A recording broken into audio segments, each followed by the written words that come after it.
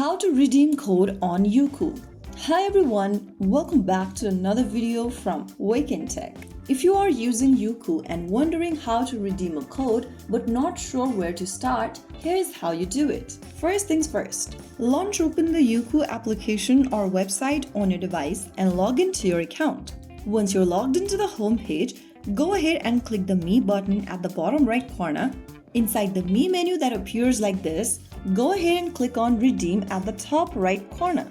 You'll see this expanded pop-up menu where you can enter your redemption code. Go to the blank box appearing on the page and write down your redemption code. Carefully type in or paste in your redemption code into the box.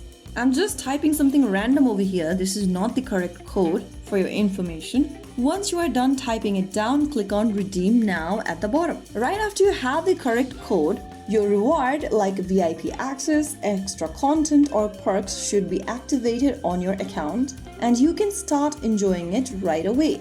If you found the video helpful, don't forget to like, share and subscribe to our channel. I will see you again in the next video. Thank you for watching.